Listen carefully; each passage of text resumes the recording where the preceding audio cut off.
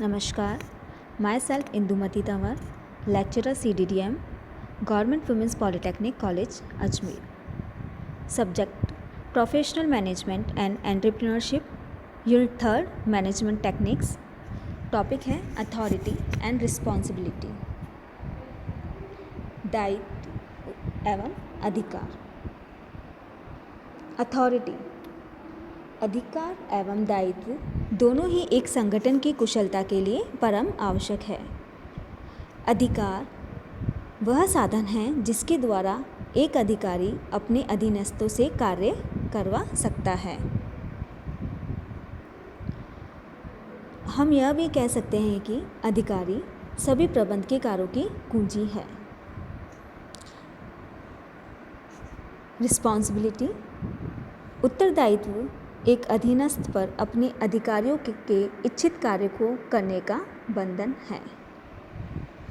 Means authority and responsibility एक दूसरे से कनेक्टेड है. अब हम बात करेंगे अथॉरिटी एंड रिस्पॉन्सिबिलिटी के बीच के बैलेंस में. अथॉरिटी एंड रिस्पॉन्सिबिलिटी में प्रॉपर बैलेंस होना ज़रूरी होता है. अथॉरिटी मीन्स जैसा कि मैंने बताया बेसिकली एक पावर होता है किसी को ऑर्डर देने का या सब ऑर्डिनेटर को ऑर्डर देने या कमांड देने का. अब हम देखते हैं कि किसी भी पर्सन को अथॉरिटी कहाँ से मिलती है. अथॉरिटी उसको उसकी पोस्ट से, उसकी डेजिग्नेशन से मिलती है. फाइन. एंड रिस्पॉन्सिबिलिटी मीन्स जो भी टास्क दिया गया उसको पूरा करना.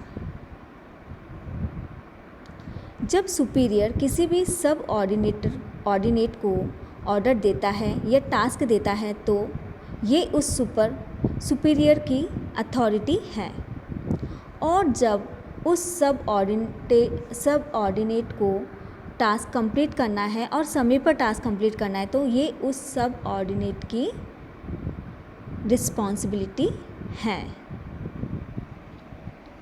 अब अगर हम देखते हैं कि किसी भी पर्सन या सब ऑर्डिनेट को टास्क दिया गया है. फॉर एग्ज़ाम्पल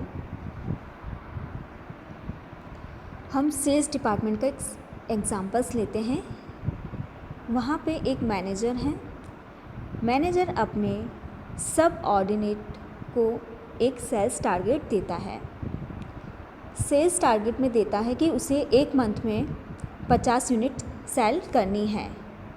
लेकिन उसको सेल करने के लिए जो मैनेजर है उसने सब ऑर्डिनेट को डिस्काउंट देने की अथॉरिटी नहीं दी है. ठीक है.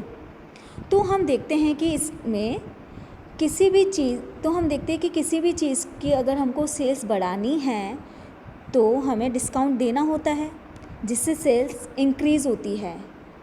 अब हम देखते हैं कि बॉस ने सब ऑर्डिनेट को रिस्पॉन्सिबिलिटी तो दी है लेकिन उस रिस्पॉन्सिबिलिटी को कंप्लीट करने के लिए जो अथॉरिटी चाहिए वो उसे नहीं दी गई है. That is no balance between authority and responsibility. अब ऐसे के ऐसे हम दूसरा एग्जाम्पल लेते हैं जिसमें एक मैनेजर है. उसे फैक्ट्री के वर्कर को सुपरवाइज़ करना है तो वो उसकी रिस्पॉन्सिबिलिटी है कि वो अपने फैक्ट्री के वर्कर्स को सुपरवाइज़ करें. लेकिन उस मैनेजर को यह भी अथॉरिटी दे दी गई है कि वो किसी भी वर्कर को जॉब से निकाल सकता है. अब हम इस केस में देखते हैं कि जो मैनेजर है उसे तो सिर्फ वर्कर सुपरवाइज़ करना है ना कि वर्कर्स को जॉब से निकालना.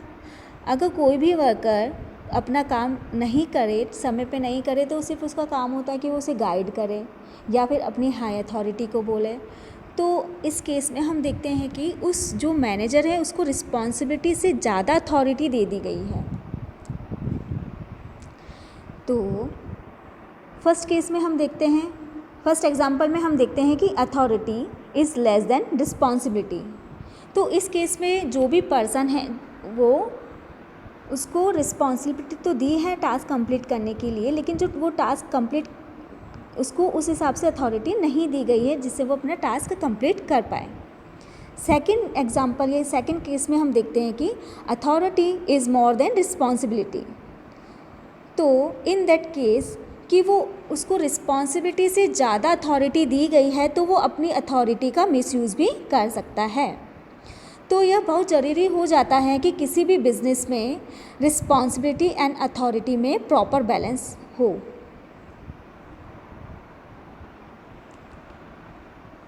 Authority is the right to give order and obtain obedience. Responsibility is the outcome of authority. Authority should be commensurate with the responsibility. An organization should build safeguards against abuse of managerial power. जो भी संगठन या जो भी प्रबंध की संगठन होता है उसको अब जो भी प्रबंध की शक्ति होती है उसके दुरुपयोग को रोकने के लिए उसके सुरक्षा उपाय का निर्माण करना चाहिए। तो हमने पढ़ा कि ये जो अपने अथॉरिटी एंड रिस्पॉन्सिबिलिटी में प्रॉपर बैलेंस होना कितना ज़रूरी है, तभी जो भी अधिकारी है वो अपने अधीनस्थों से कार्य करवा सकता है और जो भी अधीनस्थ है जिनको वो टास्क दिया गया है तो उस हिसाब से वो अब कंप्लीट कर सकता है अगर अथॉरिटी एंड रिस्पॉन्सिबिलिटी में प्रॉपर बैलेंस होता है। Thank you.